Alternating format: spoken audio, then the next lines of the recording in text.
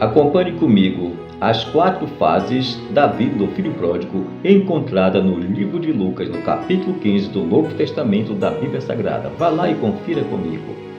Na primeira fase, ele é chamado de filho. Se ele é chamado de filho, isso requer um pai. Portanto, ele tem um lar, ele tem uma família, ele tem irmãos. Ele vive em grupo, em comunidade familiar. Nessa fase de filho, que ele vive em grupo familiar, requer algumas regras para que ele possa crescer como um cidadão daquela cidade ou daquele povoado onde ele ou ela moram. E isso exige algumas responsabilidades daquele filho, daquele jovem ou daquela moça. E isso intrigava o rapaz. Isso causava espécies nele. Porque ele via colegas seus que eram ricos também. Vale a pena dizer isso. Ele não era um jovem pobre. Ele era um jovem filho de um homem rico, portanto, era rico também. Então, ele via alguns comportamentos de colegas do bairro, da sociedade, que viviam ao seu bel prazer.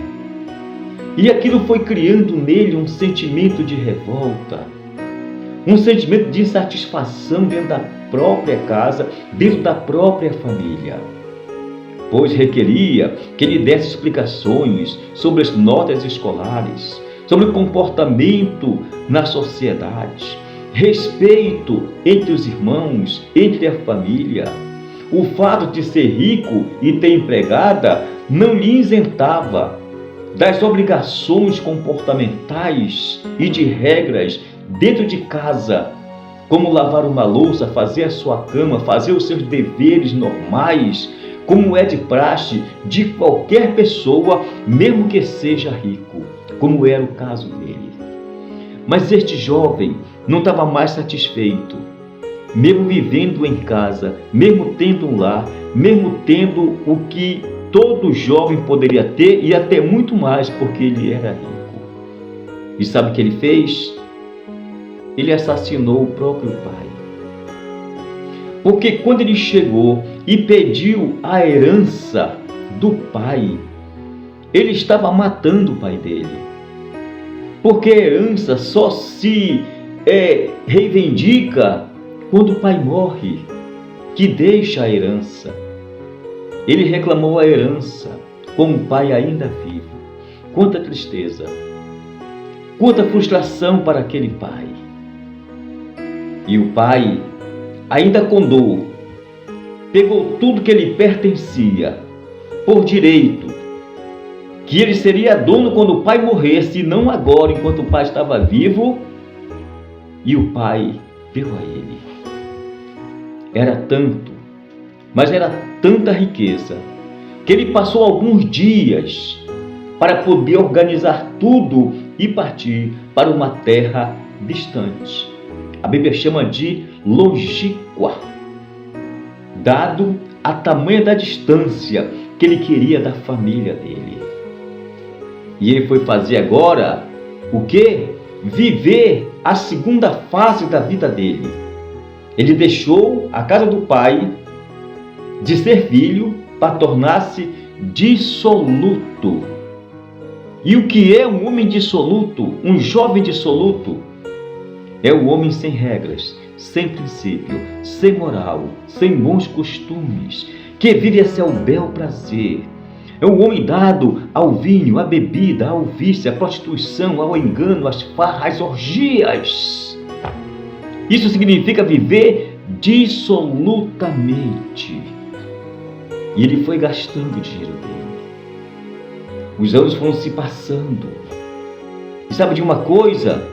A desgraça nunca vem sozinha, ela é um pacote que quando chega e você abre, todo o pacote você recebe.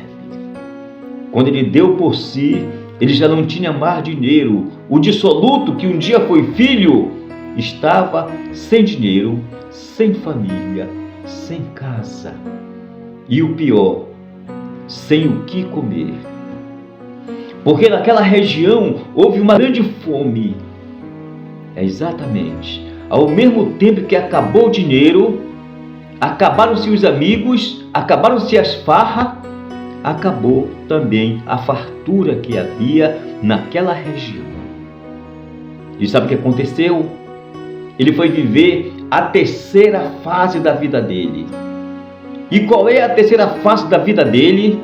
Ele foi ser porqueiro. Foi cuidar de porcos.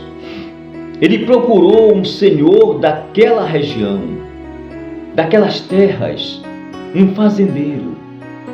E ao ser inquirido, indagado, perguntado de onde ele vinha, de que nacionalidade era, ele disse então que era judeu. E aquele homem sabia que judeus não gostam de porcos, não comem porcos, têm aversão a porcos, não criam porcos. E aquele homem mandou ele apacentar os porcos para humilhá-lo na humilhação mais degradante que possa existir para um judeu, conviver com porcos. E quando chegou ali, naquele lugar para apacentar os porcos, com fome, necessitado, fragilizado, ele agora era um porqueiro, foi filho, foi dissoluto e agora é um porqueiro faminto. Ele desejava comer a comida que os porcos estavam comendo, porque ninguém, ouça isso, ninguém lhe dava nada. E foi nesse momento que ele caiu em si. Ele voltou à lembrança ao tempo em que ele era filho na casa do pai. E ele lembrou que os trabalhadores, os jornaleiros do pai dele, tinham pão em abundância. Comiam, bebiam, brincavam, regalavam-se, mesmo sendo empregados, sorriam, corriam. Tinham vida abençoada. E ele disse: quantos trabalhadores do meu pai têm pão em abundância, e eu aqui estou perecendo de fome, querendo comer comida de porcos e ninguém me dá nada. E foi nesse momento que ele foi viver a quarta fase da vida dele, o arrependido. E é nessa fase que ele diz: levantar-me-ei e irei ter com meu pai. Ei, amigo, vem cá. Eu não sei em que fase da vida você está. Se você está na casa do seu pai, mas reclama do irmão, reclama da irmã, reclama do pai, reclama da mãe, reclama dos empregados. Eu não sei se você está na vida dissoluta, bebendo, fumando, viciado, gastando, sem prazer, sem dinheiro, chorando, magoado, triste. Eu não sei se você está na terceira fase. A terceira fase é de ser dos porcos. Você está tão degradante, tão humilhado, tão no chão, que você chegou a esse nível da vida. Ouça aqui uma coisa: levante-se. Não espere ninguém te buscar. Não espere o pastor ligar para ti. Não fica te vitimizando, que ninguém liga, que ninguém te chama.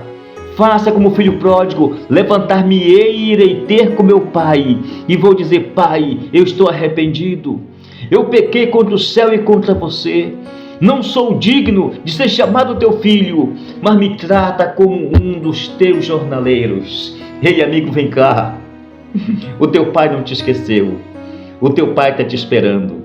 Ele não vai te buscar, porque tu foi com próprios pés para apacentar porcos. Os mesmos pés que te levaram é os mesmos que te trazem de volta. Volta agora para a casa do pai. Vem ser feliz de novo. Deus é Deus de segunda chance e está esperando por ti. Fica com Deus e até o próximo vídeo, se Deus quiser.